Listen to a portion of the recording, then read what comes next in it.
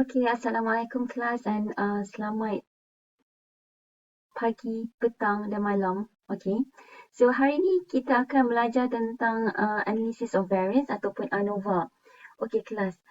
Kalau dia melibatkan perbezaan, kita nak cari perbezaan antara dua kumpulan sahaja, kita akan gunakan t-test. Tetapi sekiranya kita nak mencari perbezaan mean, okay, is there any significant difference between mean? So difference tu kita akan guna ANOVA kalau melibatkan lebih daripada dua kumpulan. Again, if you want to see a difference between two groups only, so we have to use t-test. T-test tu tak kisahlah sama independent t-test ataupun paired t-test, bergantung kepada group yang you guna.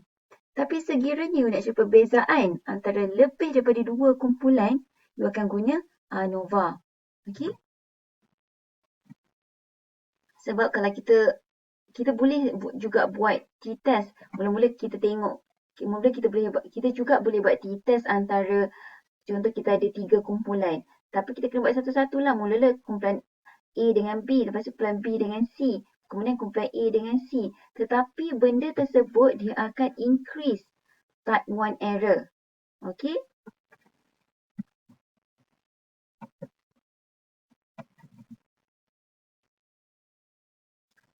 Right?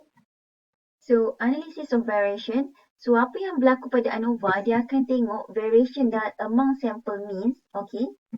Dan bahagikan dengan variation among individual in the same sample. Mula-mula dia akan tengok variation antara kumpulan A dengan kumpulan B, kumpulan dengan kumpulan C. Okay. Kemudian dia bahagikan dengan variation dalam satu kumpulan sama. Dalam kumpulan A tu dia tengok perbezaan antara satu data dengan mean dia. Okay. So, the larger the overall F values, the more statistical significant it will be. So, semakin besar nilai F, semakin tinggi nilai signifikan, semakin kuatlah signifikan perbezaan tersebut. So, ada dua perkara yang perlu ada untuk ANOVA, which is satu, dependent variable. Contohnya, benda yang berubah, apa yang kita nak tengok tu lah. Contohnya, cholesterol level ke, blood pressure ke, BMI ke dan sebagainya. Independent variable ni kita tengok perbezaan BMI tadi, BMI dependent variable betul? Antara apa? Antara gender ke, antara kumpulan umur ke, antara income ke? Okay. So perkara tersebut kita panggil sebagai independent variable, dan independent variable tersebut mesti dalam categorical, maksudnya dalam bentuk kategori. Okey, contohnya kita nak tengok BMI tadi kan, nak tengok BMI dia mesti dalam bentuk continuous. Maksud continuous ataupun numerical mesti dalam bentuk nombor. Contohnya BMI bagi setiap orang. So dia dalam bentuk nombor kan. 23.1, 19.5, 18.3. Itu semua adalah continuous variable. Blood pressure pun contohnya 120 blood pressure kita, 130, 140 blood pressure kita. Okay. So itu adalah bentuk continuous. Dan independent variable dia mesti dalam bentuk categorical, which is kita nak compare BMI antara kumpulan. So dia mesti antara kategori.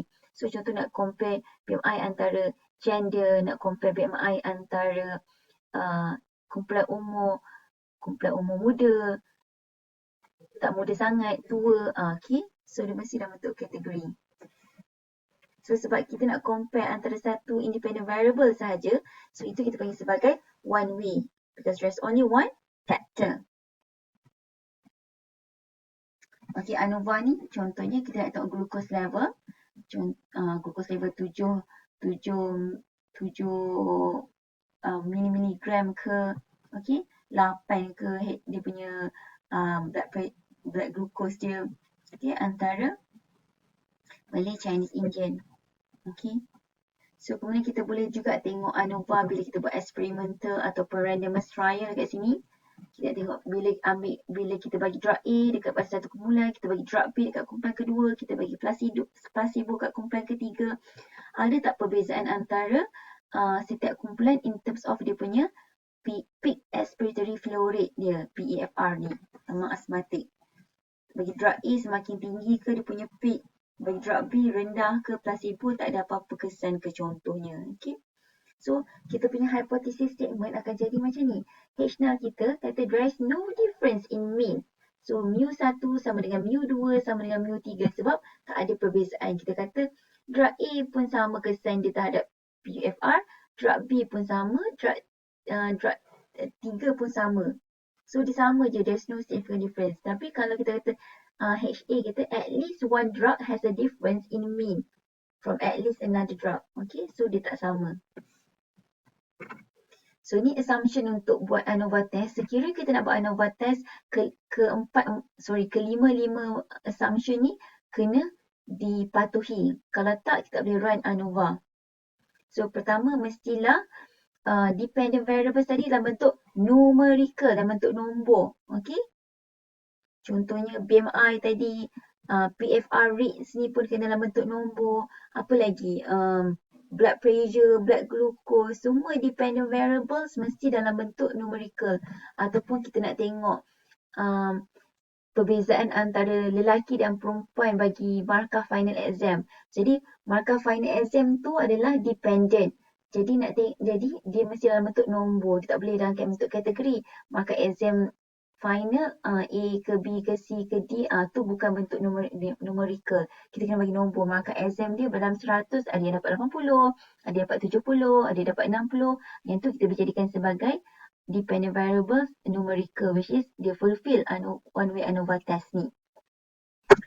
Kemudian random sample, okay, dia mesti dalam sampling yang random. Okay. Kemudian dia mesti independent of each other. So dia tak boleh pre and post. Okay. Dia mestilah kumpulan yang lelaki dan perempuan, kategori umur yang berbeza dan sebagainya. So dia mestilah, and dia sample size dia mesti lebih daripada 30. Sebab apa kena lebih daripada 30? Sebab dia fulfill yang central limit theorem. Dia kata kalau lebih daripada 30 dia assume as normal. Equal variance mesti ada equal variance. Maksudnya dia mestilah homogeneous antara satu kumpulan dengan kumpulan yang lain. Yang ni kita boleh check guna Levene's test. Okay, check. So sebenarnya dia ada pengiraan kalau untuk kira manual. Okay, kita mula-mula akan tengok sum of square within. Okay, nak tengok perbezaan dalam kumpulan. Okay, kemudian kita tambah dengan perbezaan satu within, kita akan kira within ni. Kemudian kita akan tengok sum square between, antara ni dengan ni dengan ni. Okay. Kemudian kita ada sum square total, which is tengok keseluruhan dia. Okay. So kita kira-kira dapatlah nilai F statistik. F statistik nanti kita akan compare dengan F critical. Okay, F critical ni kita akan dapat berdasarkan F table. Tapi untuk batch ni saya rasa agak susah sebab kalau you ada pada di UMT kita boleh bagi buku CV dan sebagainya. Tapi untuk batch ni saya rasa kita belajarlah pengiraan manual. Tetapi sekiranya you nak belajar pengiraan manual, sila bagi tahu dengan saya. Okay? So inilah saya kata tadi berdasarkan degree of freedom, F table ni lah you akan dapat 5.1433. Okay. So sebagai gambaran kasar lah So bila F statistik, okay, you kira tadi you dah berdasarkan pengiraan sum square semua-semua ni, you akan dapat nilai F statistik tadi 1. Okay. So F critical you dapat berdasarkan F table ni tadi. So you dapat 5.14. Okay. Jadi nak accept ke nak reject hash null ni tadi. Okay. So nilai 1 tadi. Okay. F statistik dapat 1 betul. Dia sini kosong. 1 adalah dekat sini. F critical berapa kelas? 5.14. So garis hijau ni menandakan 5.14. So dia ni kita lorekkan ni adalah rejection area. Okay. So 1 ni kurang. 1 ni tak termasuk dalam rejection area. So bila dia tak masuk dalam rejection area, kita tak reject hash null. Bila kita tak reject hash null, maksudnya kita kata tak ada perbezaan. Okay. Kita tengok Okay, faham tak kelas? So bila kita kata 1 ni tak masuk dalam rejection area, kita tak reject lah hash null. So kita kata kita accept hash null. So bila kita accept hash null, tiada perbezaan antara drug A, drug B dan placebo in terms of PEFR tadi. Tapi sekiranya saya kata F statistik kita dapat ni tadi bersamaan dengan 6. Okey. So 6 tu berada pada mana kelas? Kalau tanda hijau tadi tanda hijau ni 5.14, 6 berada dalam selepas 5 dekat sini. So 6 ni jatuh dalam rejection area. So kalau dia jatuh dalam rejection area, kita reject H0. Bila kita ada reject H0, maksudnya bila kita reject H0, kita kata maka ada perbezaan. Sebab bila kita reject H0, kita accept HA. Bila kita accept HA, maksudnya there is a significant difference. Okay? Itu kalau kita kira F statistik dapat sama dengan 6. Okay?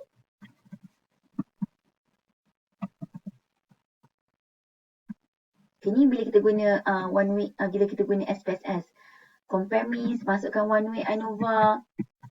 Kemudian masukkan dependent list kita which is PFR tadi, peak something tadi, and masukkan factor kita which is the independent variable. Okay. Kemudian kita pilih descriptive homogeneity of variance sebab kita nak tengok dia kena homogeneous betul. Okay. So dapatlah macam ni. Okay, drug A kita dapat mean dia 359 untuk nilai PFR dia. Drug B 321, placebo 320. Okay. So kita nak tengok ada perbezaan mean tak antara ketiga-tiga kumpulan ini. Ada perbezaan mean PFR tak? Kita dah tahu dah sebenarnya tadi kan? Tak ada sebab kita dah check kita dah manually calculated. So nak tengok SPSS ni. Pandai tak macam kita? Okay. So kita dah pandai dah kira manual tadi. Okay. So, bila kita dapat, first dia akan tengok test of homogeneity dulu lah. Nak tengok dia homogeneous ataupun tak. So, bila dapat signifikan nilai 0.795, okay, maksudnya 0.795 ni lah lebih daripada 0.05. So, bila dah lebih daripada 0.05, there is no significant difference between variance. Bila tak ada significant difference between variance, maksudnya variance antara variance drug A dengan variance drug B dengan placebo adalah sama. Jadi, kita boleh assume variance are equally assumed. Okay? Ni baru nak tengok test of homogeneity, right? Okay, ni. Ni dapat nilai F dia 18.77. Signifikan dia 0.00.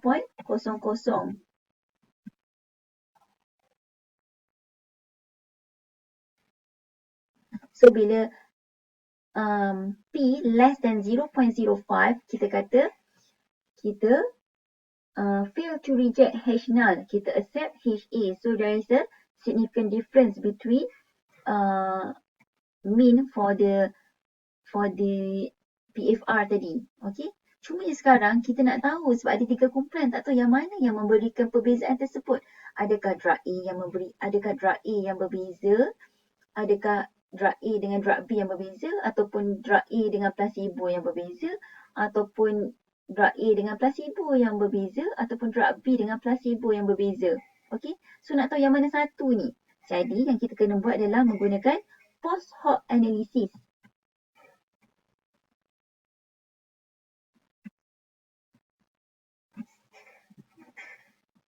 So, post hoc ni kita boleh guna Bonferroni, Skew, saya tak boleh nak sebut, ataupun Turkey test. So, kita masukkan dalam SPSS tadi, pilih post hoc, kita pilih yang Bonferroni, Skew and Turkey. Okay.